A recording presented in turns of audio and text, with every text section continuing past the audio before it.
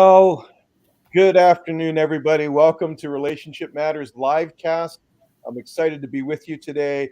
And even if you're not watching today, you watch later on the YouTube channel there. I just invite you to make comments. We'll see them live if you're making them as we're coming in. We'll get to see them pop in here, and so we invite you just to uh, make comments. If you have questions throughout the time, you're welcome to do that as well. I just want to, once again, it's our third episode. And so I just wanted to quickly explain before I introduce my good friend Ron to you. I started this because I just wanted to extend the conversation that came out of the book I wrote called Relationship Matters and the courses that I teach called Relationship Matters. And so I am started this live cast so that we can kind of dive deeper down into some of those subjects that I talk about in the book, but with other people's perspectives. I want to keep the conversation going and provide a free platform for people. And this is any relationships. It's not just family relationships. It's in the business, it's in organizational leadership, it's in all areas, because I believe everything flows out of relationship. So let me introduce to you Ron Schlitt. He is a good friend. Ron is the president and CEO of the Stronger Group Corp, a strength-based company that provides strength-based leadership consulting, coaching, and personal development at all levels of all organizations. He has worked with almost every demographic of working population in developing and leading individuals to successful corporate life from their entry to their exit. Ron's experiences are in human resource development, design, and implementation of programs, consulting to government, nonprofit organizations, educational institutions, and public uh, international corporations. He's a consultant, coach, facilitator, college instructor, author, guest speaker, and previously certified strength performance coach with the Gallup organization. Ron has been an active director and board member of various nonprofits uh, his where his previous entrepreneurial spirit and experience as a CEO and president allow him to speak into growth initiatives. Little excites Ron more than seeing potential turn to performance and good turn to great. I love that last line, Ron. Welcome. It's so good to have you on the show. Oh, thanks so much, Mark. Pleasure to be here, and thanks for thinking of me and inviting me. And don't you just love it when your wife writes your intro for you? Yeah.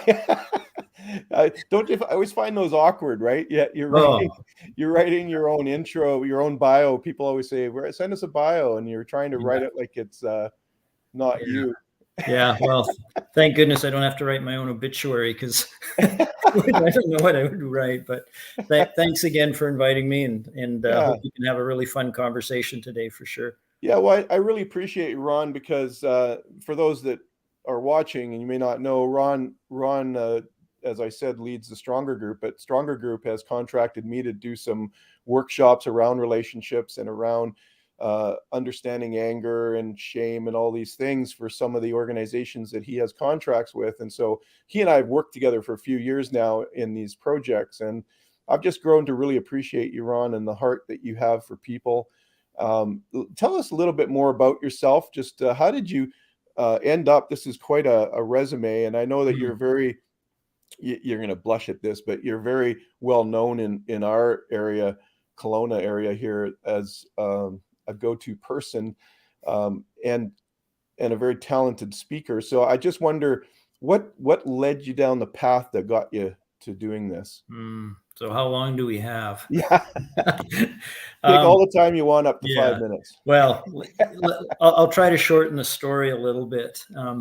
I was brought up in one of the original Waltons. I think we were the Waltons before they even made the TV show The Waltons. But I lived out in the bush with my family. We were logging pioneers, and being the only son of that family, I was sort of the heir apparent to take over, and I actually could not understand how machinery operated or anything. I just wasn't wired that way.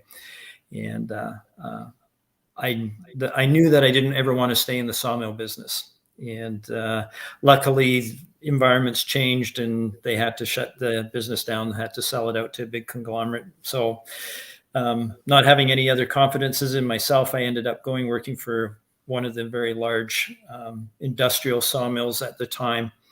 And I remember there was a fellow by the name of Mr. Maris, and I always talk about Mr. Maris very fondly. And he was a Dutch fellow that, if we know the Dutch culture, they're probably fairly opposite of Canadians. We apologize for everything, where the Dutch, they're a little bit more direct and speak their mind, but they do it in a very loving and honoring way.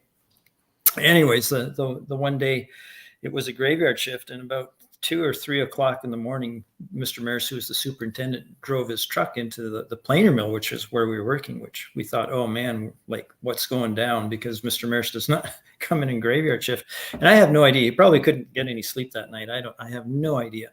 Right. But he drove by and he saw me on the lumber piling chain and flagged me over to come to the truck. And I came over to the truck, and he rolled down his window and he says, "Get inside." And I thought, wow, I guess I'm getting fired. And not only that, I'm getting escorted off of the ground with a ride to my vehicle in the parking lot. So I jumped in the passenger side, and he looked at me and he said, been watching you for a while. And he says, you're really good at what you do. In fact, you're one of our best pilers. That's why we always send people to get, training from you. But he said, son, lumber's not for you. Wow. And he says, no, lumber's not for you. You need to go work with people. Wow. And he said, so you may as well get out, go back to work. And I have to admit, as I walked back to my position at the job there, kind of with my tail between my legs, thinking I just got insulted. But I also have to tell you that I walked probably 5 or 6 inches taller, because for the first time somebody spoke what I felt inside of me. And I had a good friend say that must have felt like a chiropractor for your soul. And I will admit that it was. Now, he never told me what I was supposed to do with people, but it did get me on the journey to move towards people. So that sort of led itself to, moving into retail, where I could actually be exposed to people and testing stuff out. And pretty soon I started to think, well, maybe I should go into HR. So I headed off to college and got some schooling in HR, realized that the HR that was at the time was more around the administrative side of it, and ended up just sort of developing programs and testing them out. And pretty soon the government came knocking and said they wanted a few more. And that one thing led to the next. And now I get to do what I love to do and say no to the things that I don't want to do. Yeah. So in your words, what do you do? Probably the last bit of the intro. I look what's for good and try to make it better. I try to bring hope into people's lives, that there's full of potential, but potential that's wasted is wasted potential. So how do we move that really to performance, and not in the performance that, if you're a C+ and you're moving it to a C, that's movement and that's great. And maybe that's as far as anybody really wants to go.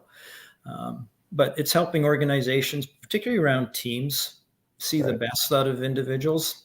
And I would probably say trying to move teams or individuals and couples to understand that that differences aren't negatives. They actually can be positives.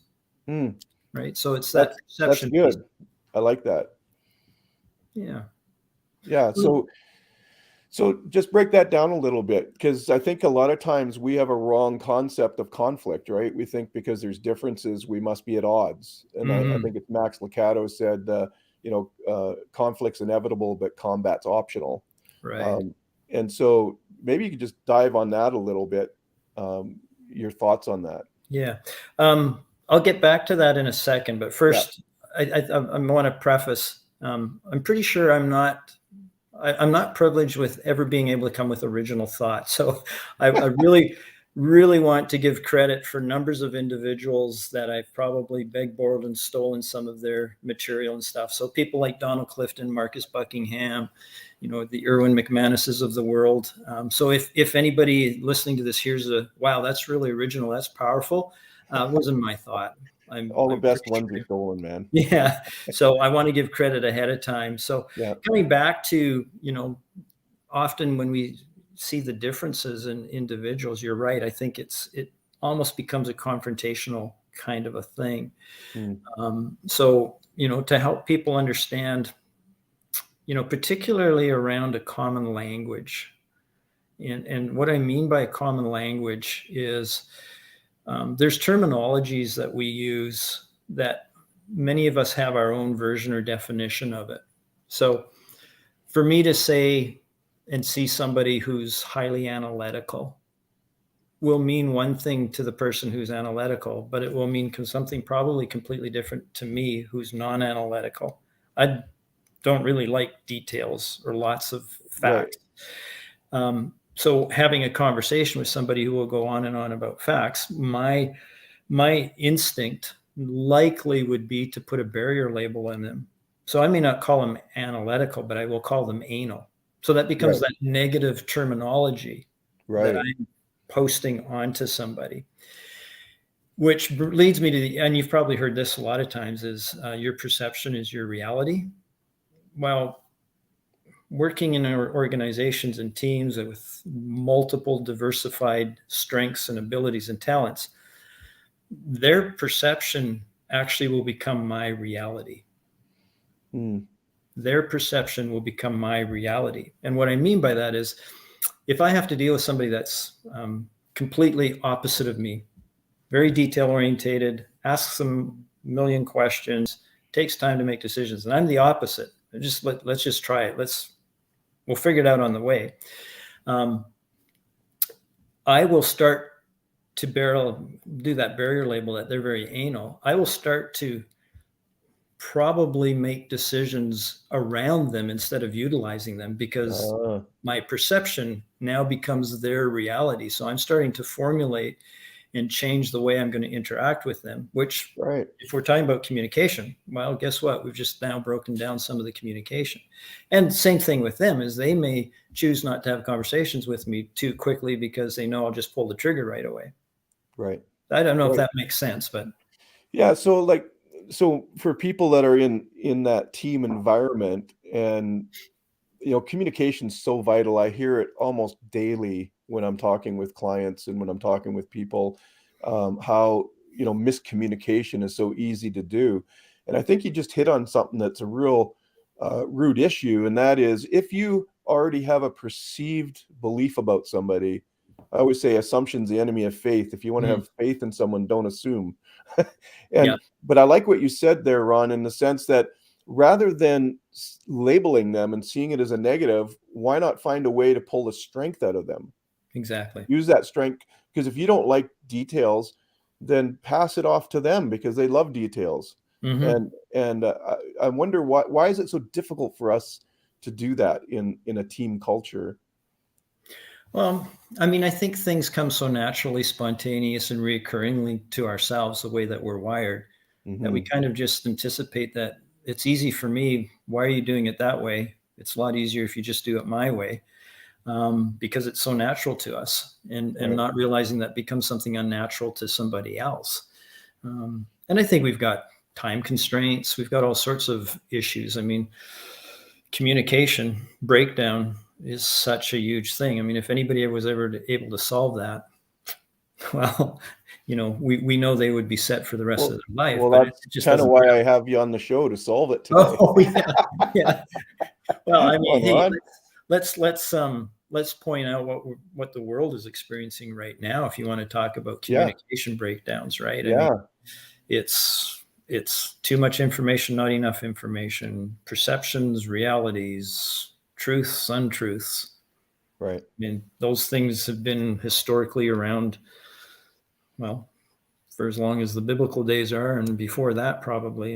right. And it's up to us as individuals, I think, to stop for a moment, as you point out, and go, is there something I can look at this differently instead of throwing the barrier up? Is there a way that I can bring some truth and life into their life, which actually benefits me, which in the long term really does, right? I mean, a Right, perfect team does their part. The quarterback doesn't play running back, doesn't play every other position at the same time. But if he's right. not utilizing his people properly, going to get some of the same results. Yeah, I think we have such a bend nowadays on the negative. It really does take work and effort for us to find the positive, and I always say see what's strong, not what's wrong. You Mm, know, to celebrate strengths rather than point out weaknesses. right. And I wonder if you could speak to that a little bit. You're a Strengthfinders certified guy.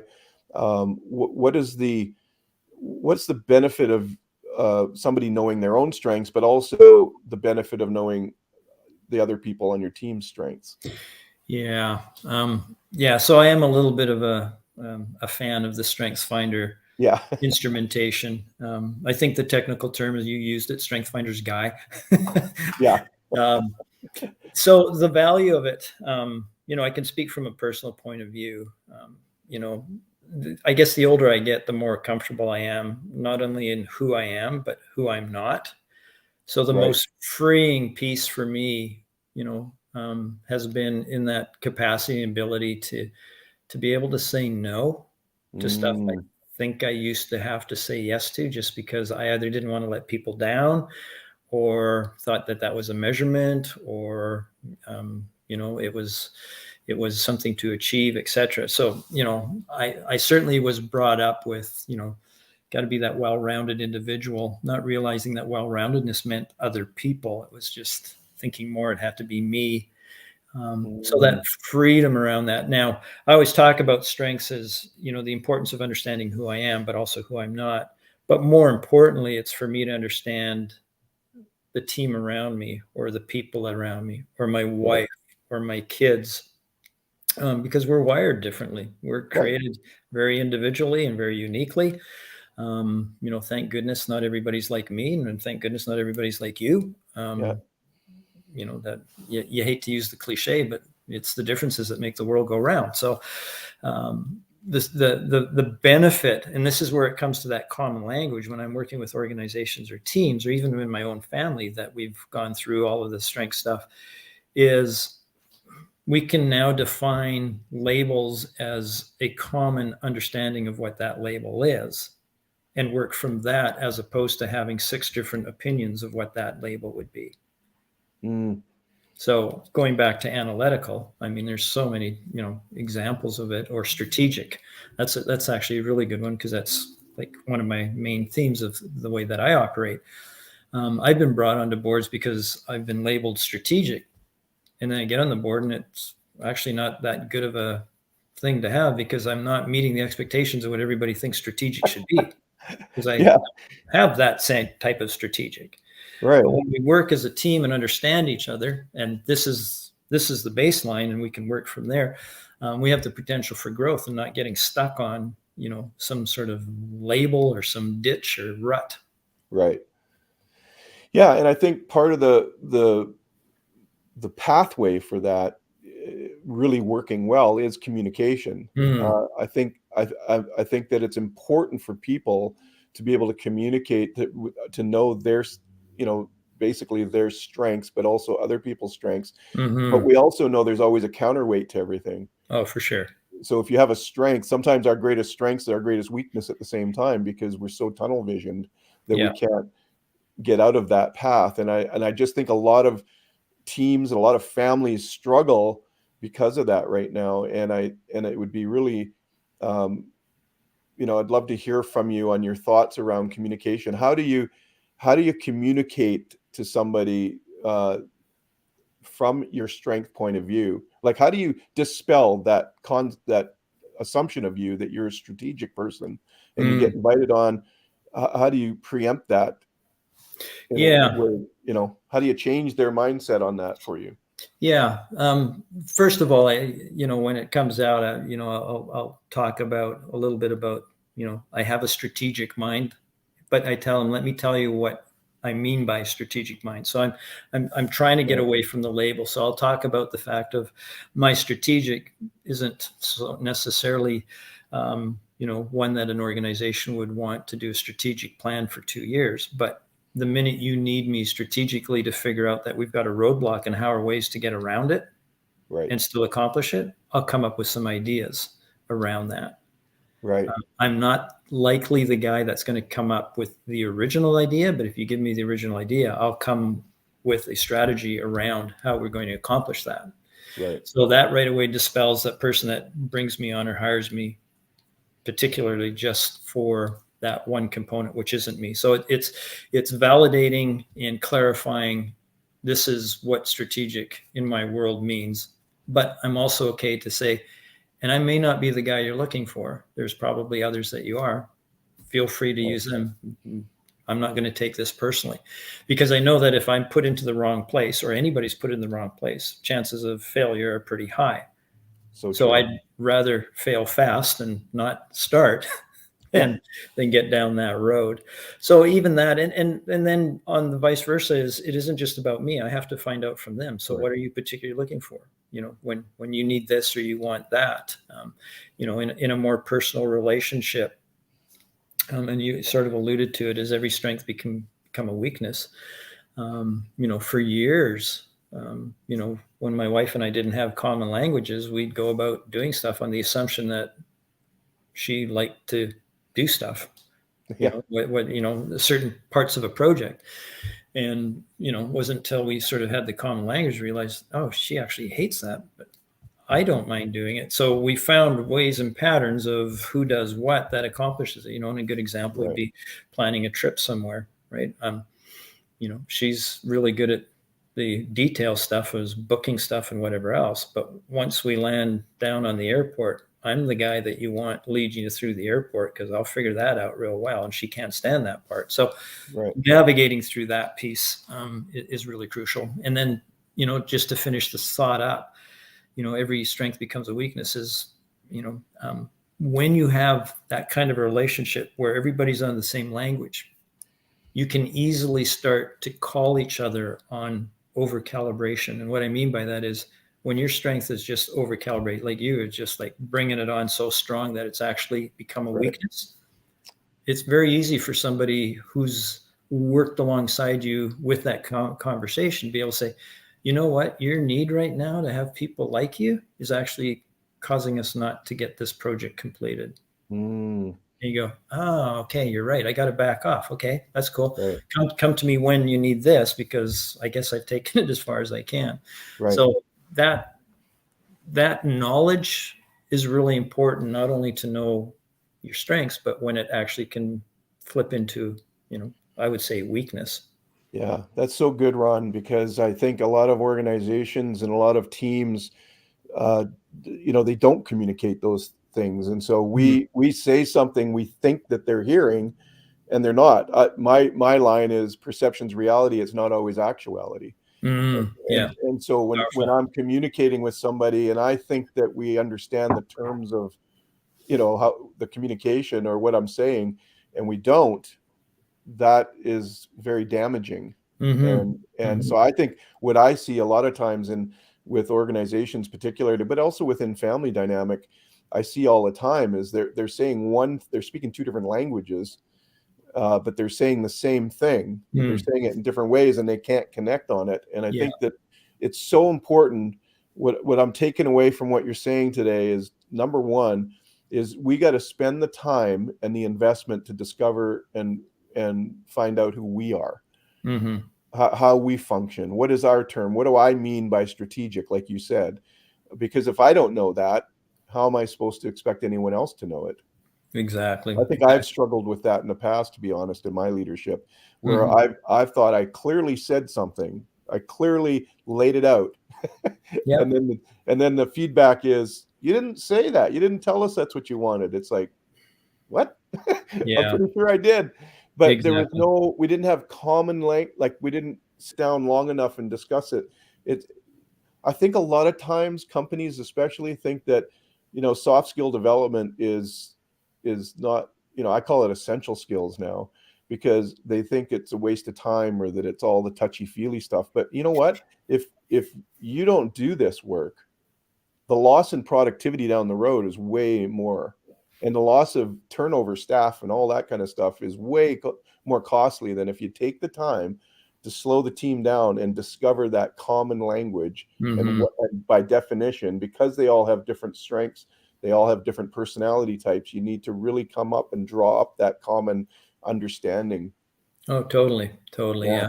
Yeah. Yeah. I mean, I think where we run into some issues a lot of times is, and you've written the book, Relationship Matters, right? And I would say most people would pick that up and go, oh, this will help me understand how to have a relationship with other people.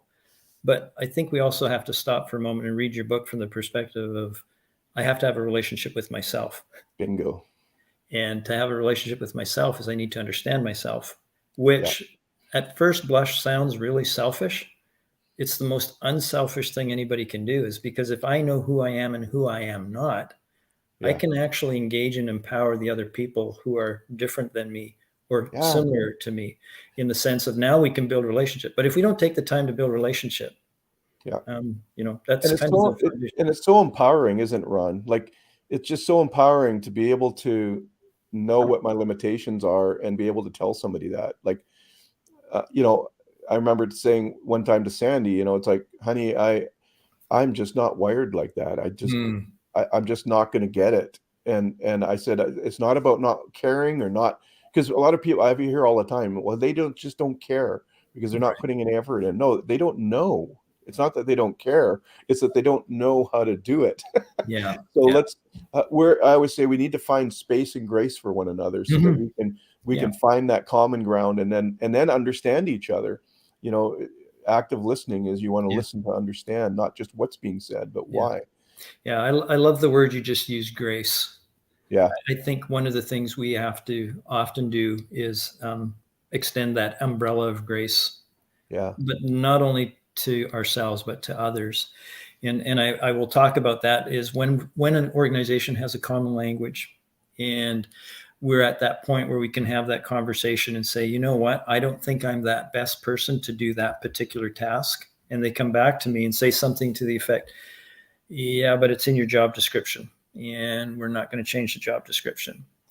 By me having an honest conversation, says, you know what, I'm probably not the best person, but I understand it's my responsibility or it's my role. I may need more training in that, or have some grace with me because I'm not going to get it done as quickly as the next Right. person who may be really good at it. Just extending that comment out allows the team to go, okay. Right. And for me, it's like all of a sudden the pressure is, I mean, it'll still Yeah. be pressure because it's probably something I'm not that gifted at, but at least I can go, I'm going to try my best, but I also know my team has got my back for me, or at Yeah. least is extending umbrella of grace. And I've had situations where all of a sudden a coffee shows up and says, hey, sorry, you got to do this or whatever. It's just a recognition. And who wouldn't want to work with a team that's, you know, supporting you even in the tough times, Yeah. not just in the good times, and applauding you and helping you along. So that word grace is huge, huge. Yeah. Yeah. And I just think how empowering that would be to people to have the space to be able to say that and say, you know, I'm going to need some extra help, or I am going to Mm, take some extra time.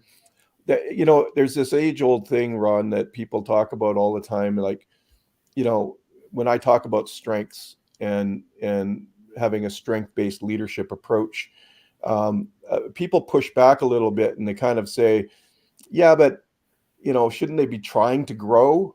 You know, mm, and I'm thinking to myself, well, do you want to grow weakness? mm. I Yeah. mean, and yet I do know that it's important for us to stretch ourselves. I'm not saying that we should stay, you know, in a rut, but Mhm. if it's not truly a strength of yours, why are you spending time in it? A few years ago, I actually redid my calendar and I color coded it to my strengths so Mm. that I can look at glance and see if I'm out of whack for the month or the Right. week or the day. Yeah. I can see because I boiled down. I did a self-examination. I did all like Strengthfinders, all these different tests, and I just found out that, you know, what I'm best at. And I want to spend 80% of my time doing what I'm best at. Mhm. But I get pushback on that because people say, well, you should really,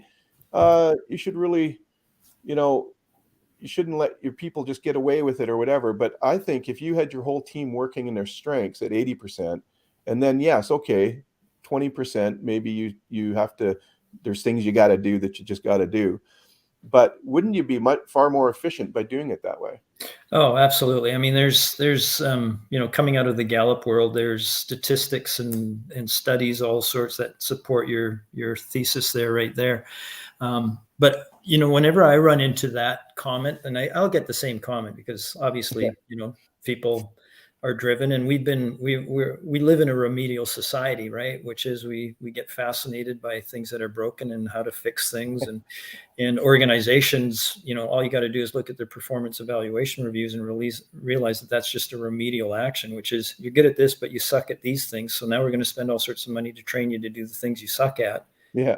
And then we spend money on you and you still suck at it. You go from terrible to really bad, and then realize that you've left the job and we've invested all that money in you and we don't know why. And we find out it's because we're asking you to get better at the thing, the 20%. Yeah.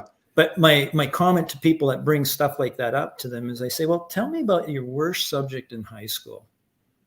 Just tell me a little bit about that, why you hated it so much.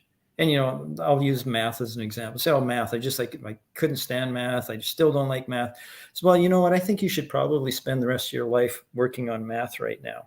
You should get really good at it, because you're not good at it now. And they kind of look at me like, what? Go, well, you're asking the same thing of the people that Right. you're working with by doing that. Would So you true. not want to see exponential growth in the things that they already do well? Yeah. That being said, lumber's not for you, son. Yeah. Yeah, you're right. If I would have stayed there the rest of my life, I would have probably withered up to nothing. What great leadership that man showed. Oh, it's unbelievable. I mean, he acknowledged that they sent people to you for training because you were their best operator, and then he released you to go and pursue that he saw in you. Yeah. That was at his loss. Yeah. He didn't have to do that. Yeah. And the thing that I admire so much about that is, he didn't wait till he had the entire answer. Yeah. Right. Right. If I would have said, okay, so what people, and what do I do with the people? He probably would have been stunned and go, I have no idea. Right. But he acknowledged that piece that he saw in somebody, which I think is really important in the communication for us as leaders or spouses or fathers or grandfathers or any of that sort of stuff, is we can't wait till we have the full answer. If we see something in somebody that is a genius of any talent, we should be saying, hey, I see this in you. Don't know where it's going to go, but man, that was awesome. So powerful. It is powerful. Especially, and the younger they are, the better. Oh, absolutely. Absolutely. I'm always whispering in my grandkids' ears how great they are at whatever it is. And you want to start that early and I always say, see what's strong, not what's wrong. Yeah. We have a propensity to look at what's wrong instead of what's strong, right? That's right. And I have full belief that you're speaking truth into their life. You're not just trying to be the popular grandpa on that side of the family. I think you're truly pointing something out that they've done or seen. Yeah. It's, I've been fortunate enough to have a lot of good leaders that I've worked under. And I've had leaders who, would say, hey, great job. See you tomorrow. And I'd walk out and get in the car and I'd go, I have no idea what the great job was that I did. I have no idea. But I've had other leaders who've pointed something out and said, you know what? I saw this today. That was awesome. Thanks a lot for doing that. See you tomorrow. Right. I remember those comments a lot more than just a great job. That's a good point, Ron. I love that. So for leaders or managers of teams, make sure you're specific about what they did well. Absolutely. Celebrate them, honor them by telling them everybody also. Okay, so Barry Harris, my guest from last week, she was fantastic. She popped a question in here. But I'm hearing you say that acceptance of your strengths changes the way you communicate with others. If they don't have that same inner awareness, how do you help them gain some more awareness? Great question there, Barry. Yeah, thanks for asking that. Take it away, Ron. Yeah. Actually, there are some things that I guide individuals through to that. One is, certainly is having conversation, and there's really sort of 5 or 6 key questions that I ask them to observe or to watch for in the next little while that are what we would call signs to a talent. Excellent. And talent is really the way that we're wired, right? I'm not talking about talent in the sense of playing a piano like a prodigy or being a Michael Jordan with basketball. I'm talking about talent in the very everyday things that we do that is a stroke of genius and talent, such as there are people in this world who just naturally can start up conversations with strangers. They just do it so naturally that they think everybody does that, or if they don't, that they're really shy. So the signs to talent that I would engage an individual who doesn't have that self inner awareness is, one thing is, I always point this: people don't argue with their own data. So for me to point it out and say, hey, I saw that, they may go, oh, okay, but they didn't generate that. So I need them to generate some of the data. This is how I would do it. One of the things is I ask them to look for yearning. What are those activities that they just look forward to, that they get excited about when it's going to come up, right? So I get them to look at their day and go, what were the things that you really looked forward to? What were those activities that you were doing? That's a powerful one to look at. Another one is glimpses of excellence. What are those times where they did something and when they were finished, they went, wow, how did I just do that? I don't even, like, we just have those kind of glimpses of excellence. Yeah. And I've seen you in a glimpse of excellence. When I see you in front of the class teaching on relationship matters and stuff, I can see this glimpse of excellence in you that you just, like, it just comes out and boom, it's done. And you walk away and you go, oh, and I can point it out and you go, oh, did I do that? Oh, I didn't even know I did that. That's a glimpse of excellence. And I try to get them to sort of look upon their day of a glimpse of excellence. Another one would be rapid learning. What are those areas that they just seem to pick up quickly, right? Where are those places where they tend to, want to Google a new strategy or something like that? There's a talent there that's drawing them. If it's something they don't want to do, the chances of them Googling it and figuring out how to do it better, no, it's probably not going to happen. Another sign is a flow, what we call flow. And you've probably heard this one before, Mark. When they're in their sweet spot or they're in the zone. Those are those times where time just flies by. You think you've been there for 10 minutes and you look up and a whole hour's passed away. Yeah. What was that activity? What was going on at that point in time? And then the fifth one, which is probably the one that I try to get people to pay most attention to when I'm working them through this sort of inner awareness, is satisfaction. Wow. What are those activities that they just kind of go, oh, that felt so good. When's the next time I can do that? Right. And the reason we want to do it again is because it actually sort of stimulates in our brain the way we're wired. Actually, it's like a natural high. And the reason we want to do it again is because we want to experience that feeling again. And the more we do it, the better we get at it. The better we get at it, the more we enjoy doing it. And it just precipitates. So those were sort of the five, what we call clues to a talent. And there's a sixth one, which we've already talked about, which I won't get into, but I sometimes will get down to the point where I'm working with individuals and get them to talk about the barrier labels. So what are the ways people used to describe you that you took as negative terms? So for me, by the way, I was told all my life that I was fussy, that I was nitpicky, that I was a perfectionist. And I always argued in my inside of myself, because I know I'm not a perfectionist. Like I'm not.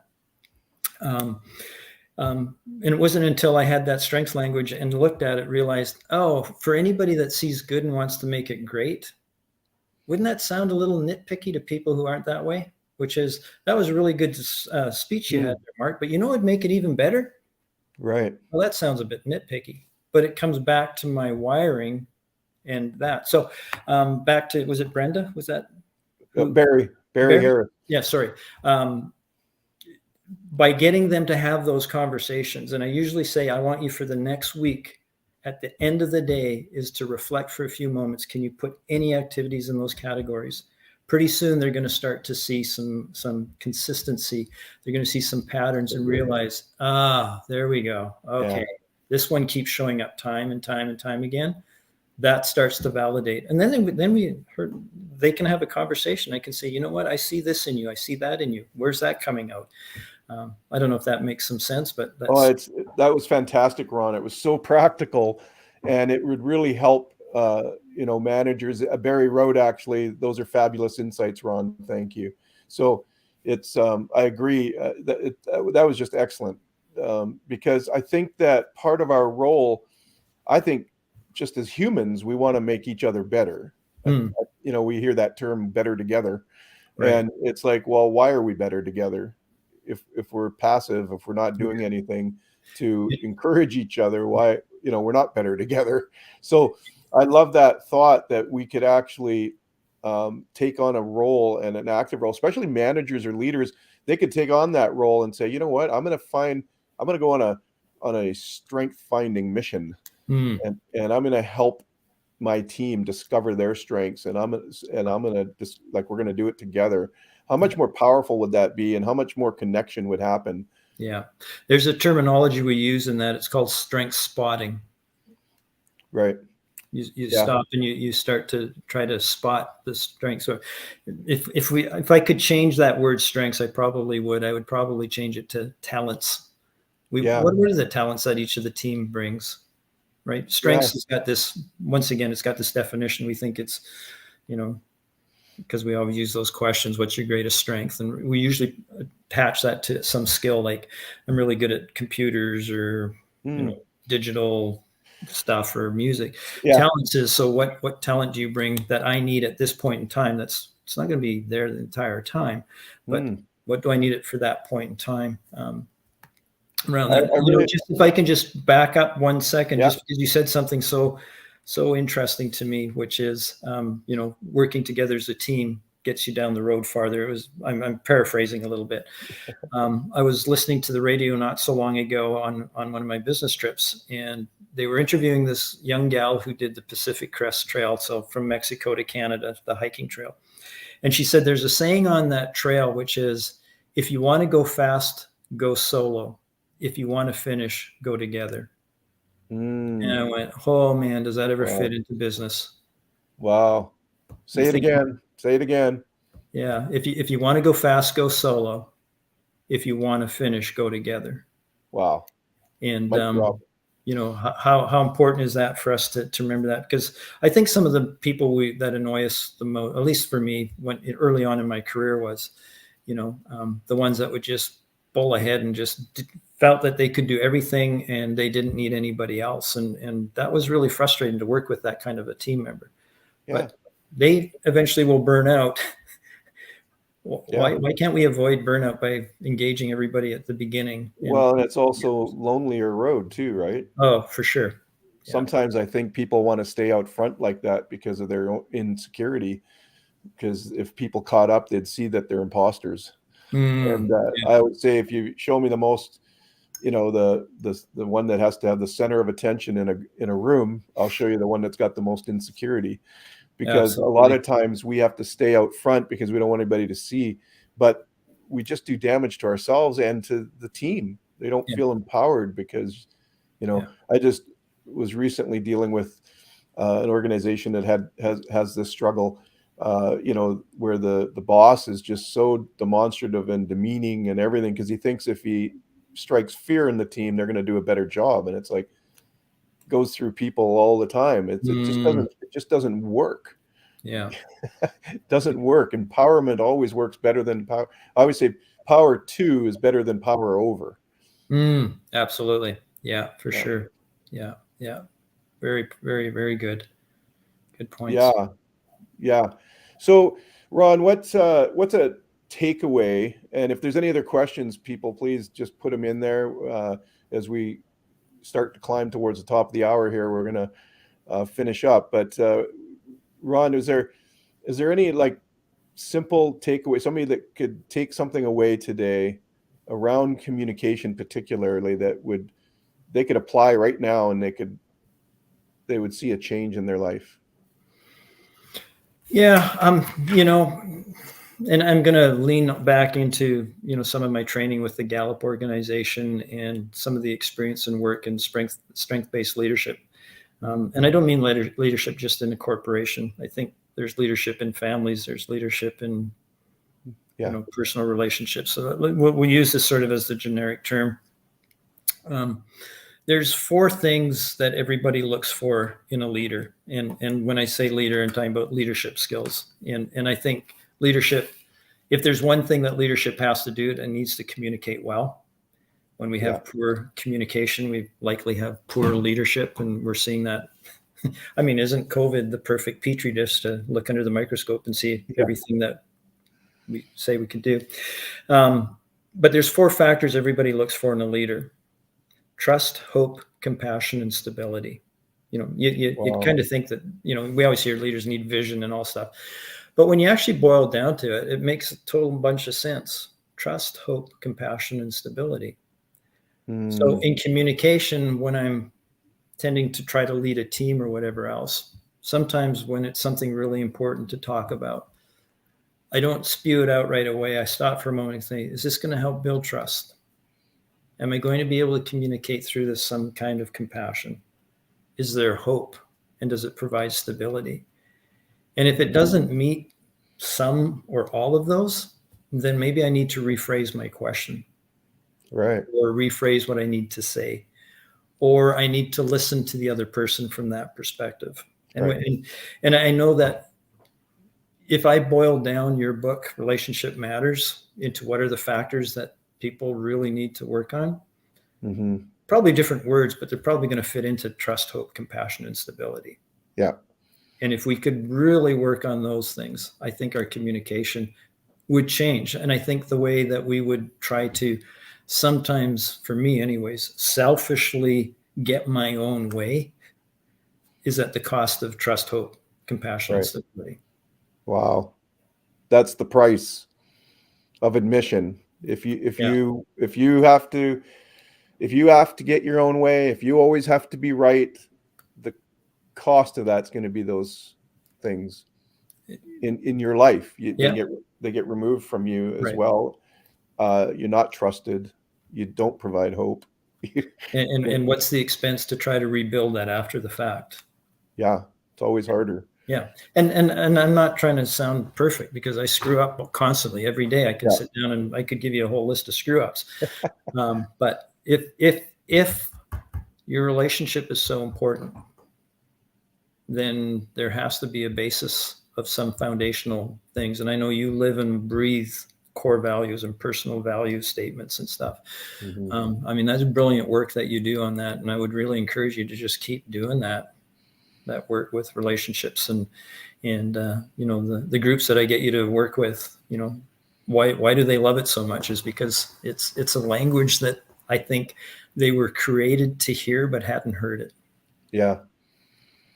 And it's like going back to my story, Mr. Maris, it was a chiropractor for my soul.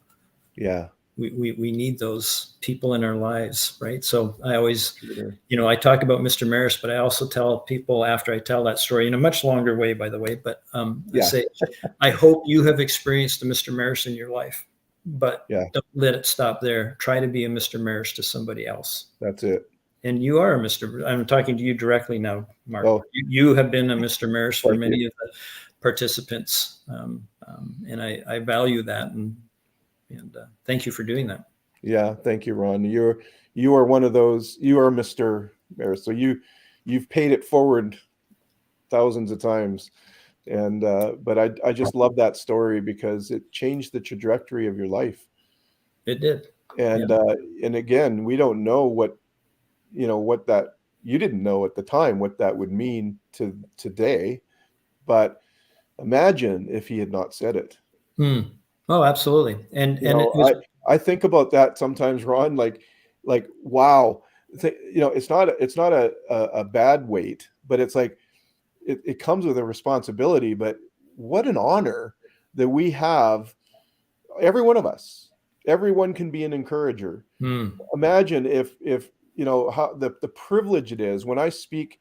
I remember one time I was teaching at a recovery house here in Kelowna, and Freedom's Door, and we were having a class. I was taking them through some, one of my courses or whatever, and they had a smoke break in the middle. So I went outside, and this one fella was about 50 years old.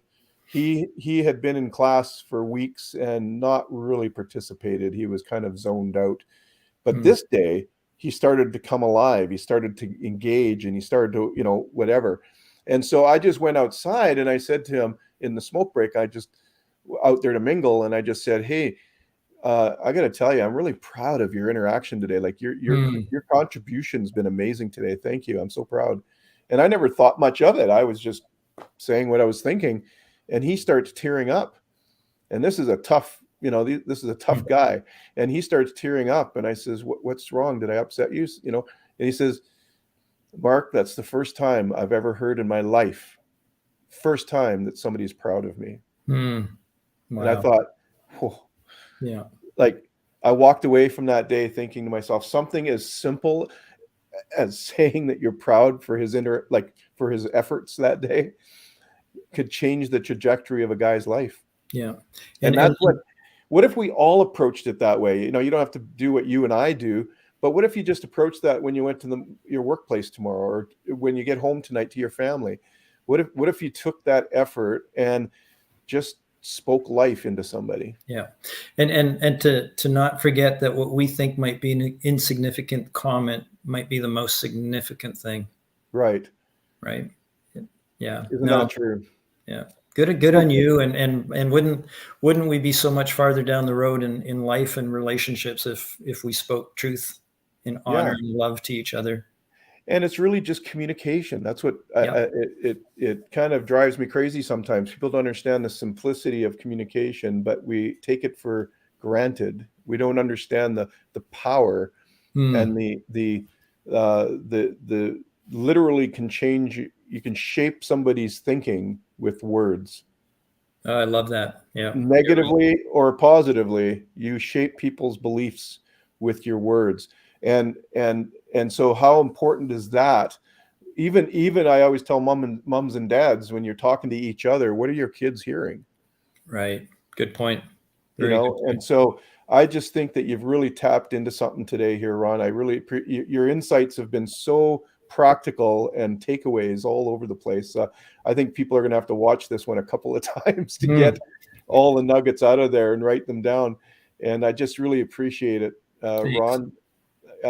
Any final thoughts? Anything you wanted to leave? We don't always have to do the full hour, but I just feel like this time's been so rich. I don't want to stretch it for the sake of stretching it.